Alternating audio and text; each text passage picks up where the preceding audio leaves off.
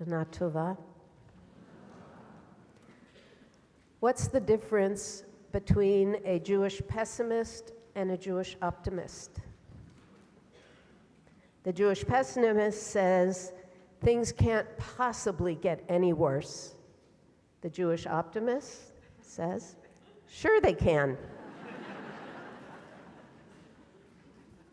Each year when I think about what I might address on the High Holy Days, I ask friends and colleagues, what's the sermon you need to hear this year? And in the end, I usually end up giving the sermon I need to hear. I hope it's meaningful to you as well. One thing I am wrestling with this year is looking at our world through a lens of overwhelm, cynicism, and despair. It seems like every morning I wake up to another day of mass shootings, climate devastation, rampant racism, white supremacy, anti-Semitism, threats to democracy. I am overwhelmed by the barrage of frighteningly bad news. And the overwhelm morphs into cynicism. The efforts at sensible gun legislation have not accomplished their goal. The protests in Israel aren't changing the direction of government extremism. Forests keep burning, cities keep flooding, racism and white supremacy persist. I slip into a cynical space of feeling that nothing seems to make a difference, so why bother? And from there, despair. When I think about the crazy world we live in, I often have to remind myself that we are not the first generation to feel this way, nor, I suppose, are we the last. I suspect that in every generation, people wonder if it has ever been this bad. I'm sure my parents' generation thought so when they were coming of age during the Great Depression and then World War II. My grandparents lived through pogroms and displacement. When I look at the long scope of Jewish history, I know we're not the first generation to experience this cycle of overwhelm, cynicism, and despair. Slavery in Egypt, the Babylonian exile, the Second Temple destroyed, crusades, expulsions, pogroms. Imagine what our forebears must have felt, every generation fearing they were the last. We're still here. And we are probably not the last generation, but the cycle of overwhelmed cynicism and despair is real. Krista Tippett has said, I don't think we are equipped, physiologically or mentally, to be delivered catastrophic and confusing news and pictures 24/7. I think she's right. So we need strategies to deal with it, and our Jewish tradition, supported by psychology and social science, has guidance for us. First, overwhelm. And yes, it is a noun, according to the Oxford English Dictionary. Overwhelm is described by one writer as the sensation that many of us experience just before we shut down, break down, blow up, or blow off our responsibilities. Sound at all familiar? In Pirkei Avot, Rabbi Tarfon recognizes the feeling and then offers an antidote to it. He says, the day is short and the task is great. I hear him heaving a great sigh before he continues. Lo alecha hal mlacha ligmor, velo ata ben horin lehibatel mimena. It is not your duty to finish the work, but neither are you at liberty to neglect it. He's telling us to just start. It's okay if we don't get the job done, but at least we can make a dent. We can fight overwhelm by just focusing on the task at hand, that is staying present in the moment we are in, by saying, Hineni, I am here, now, in this moment, and meaning it. In the colorful wisdom that is uniquely Yiddish, one tuchus can't sit in 10 chairs. If we do lose perspective and become overwhelmed, we might protect ourselves with cynicism. Not the ancient Greek philosophy, but the attitude of scornful, jaded negativity that can come over us in tough times. The allure and the danger of cynicism is it frees us from obligation. If nothing works anyway, why bother? If everyone lies, why be honest? If the politicians are deceitful, why vote? Cynicism is the enemy of positive change, trapping us in a world we don't want to live in. In the Harvard Business Review's psychology professor and neuroscientist Jamil Zaki says, cynicism is also contagious. When we think of the world as zero-sum, everyone becomes a potential enemy. And that can infect our personal relationships, causing us to imagine a version of others that is much worse than the flesh and blood folks actually out there. And when we interact with that imagined worse version of someone rather than their true selves, we will lash out with preemptive strikes, causing harm and spreading cynicism further. My dad often used to repeat the cautionary tale of the man who wants to borrow his neighbor's rake. But, he thinks to himself, if I borrow the rake, I'll probably break it or forget to return it. And then he'll get mad and probably tell his wife, who will stop speaking to my wife, and then she'll get mad at me and we'll have a fight.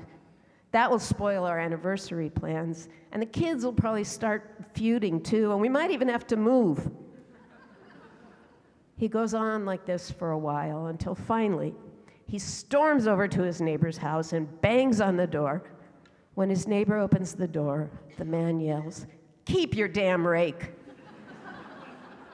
Stalks off and never speaks to him again.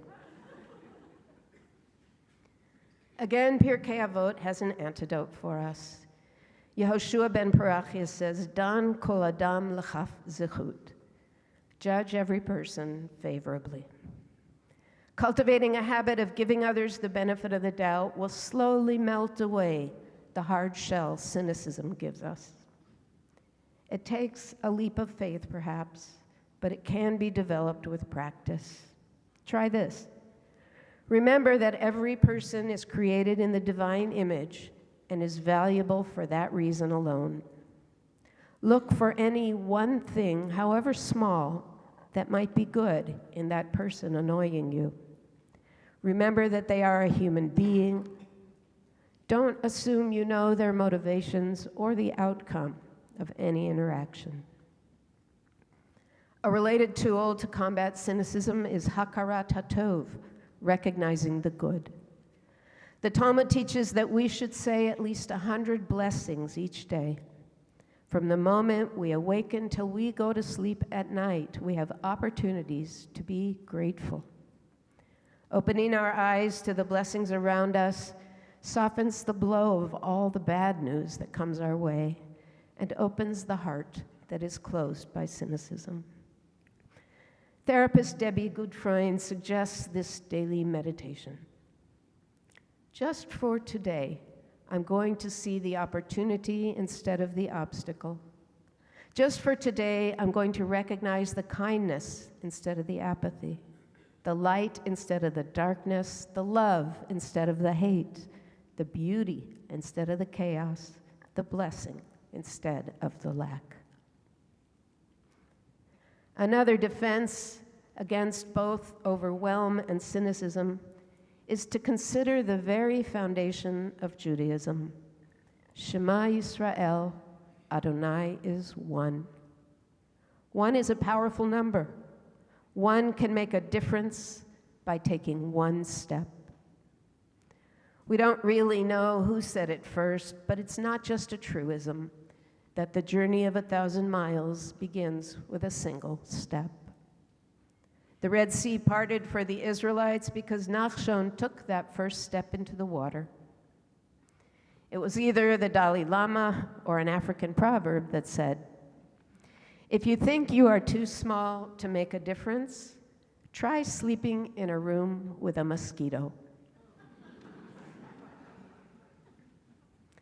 Still, there will be times when we will fall victim to despair, which has been defined as the belief that tomorrow will be just like today. Yom Kippur tells us the opposite.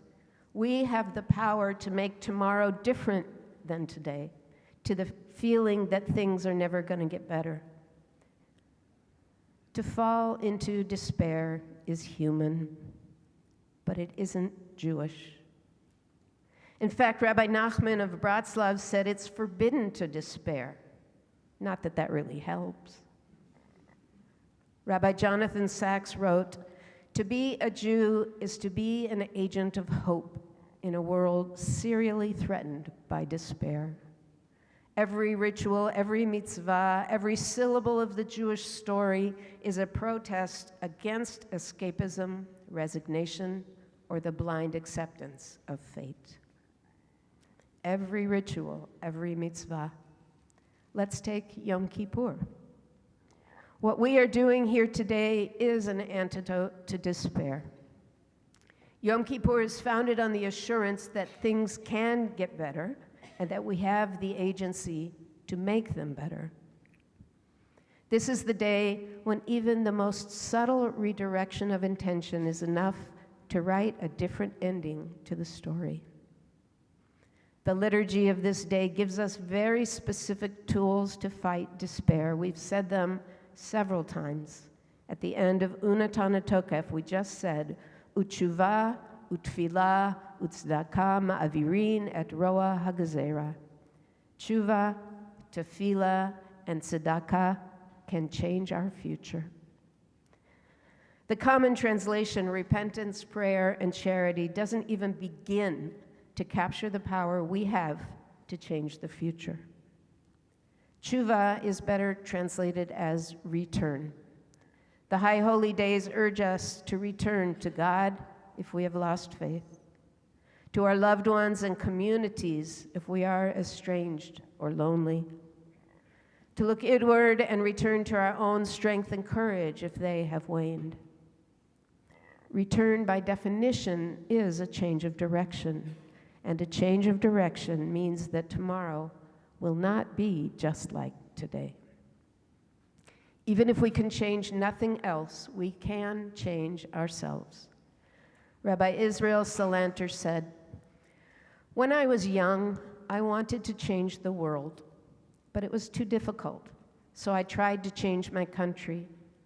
When I couldn't change my country, I began to focus on my town. I discovered that I couldn't change my town.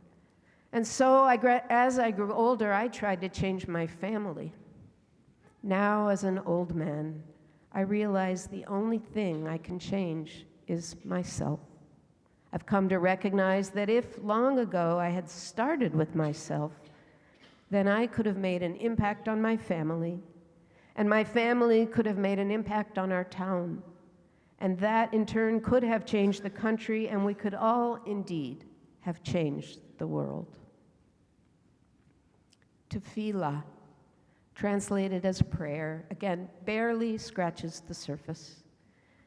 Tefillah comes from the root pei lamed lamed, which carries the meaning of intervention, intercession, taking account.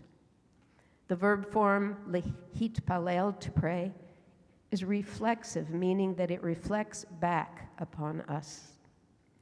Prayer, especially on this day, is a self-accounting, which, like tshuva, makes a difference.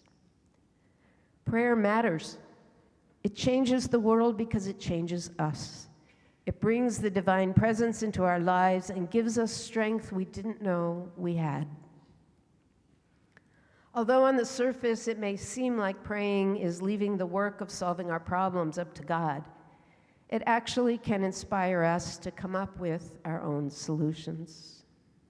Abraham Joshua Heschel wrote, "Prayer cannot bring water to parched fields, nor mend a broken bridge, nor rebuild a ruined city. But prayer can water an arid soul, mend a broken heart, and rebuild a weakened will. And with those, we can begin to work on the bridges, fields, and cities." Tefillah is also a connector to our own souls, to God, and to each other. Our most important prayers are said only in the company of community. Rabbi Harold Kushner said, "Something miraculous happens when people come together seeking the presence of God. The miracle is that we so often find it." They say there is strength in numbers, and praying in community gives us strength to tackle things we couldn't on our own. And many of the Jewish prayers in our liturgy, many of the prayers in Jewish liturgy are gratitudes.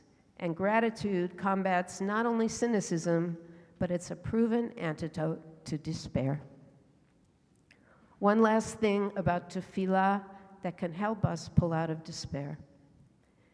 Tefillah is different than meditation in that it engages the voice. Saying or especially singing the words out loud not only helps focus our intention, but brings healing as well. Finally, tzedakah, so much more than charity. Tzedakah is almost impossible to translate because of its many shades of meaning: justice, charity, righteousness, integrity, equity, fairness, and innocence. In a world seemingly steeped in meaningless cruelty, forging a path of tzedek revives meaning and can pull us out of paralysis and into the fight for justice. Isaiah says, "B'tzedakah tikonani ki lo tirai." You shall be established through tzedakah and shall have no fear.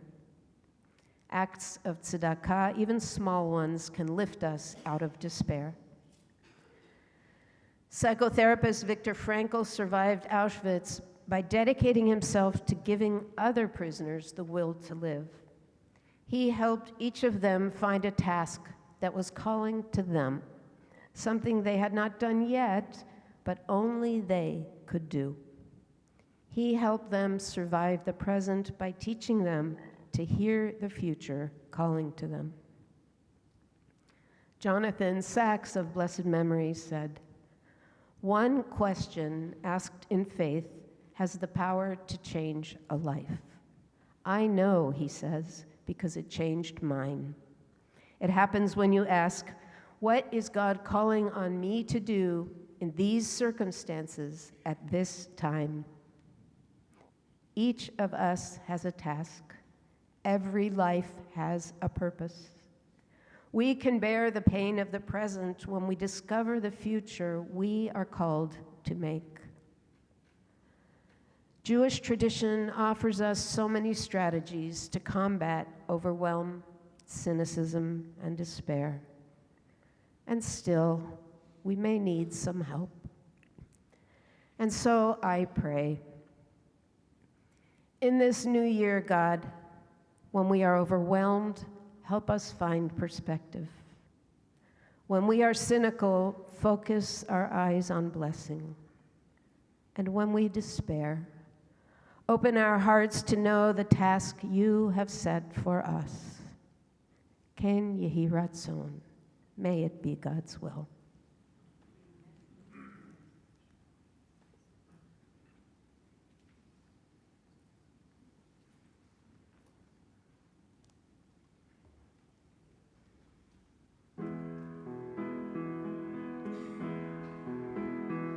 There is hope, there is healing, there is peace, there is blessing, there is hope, there is healing, there is peace, there is blessing.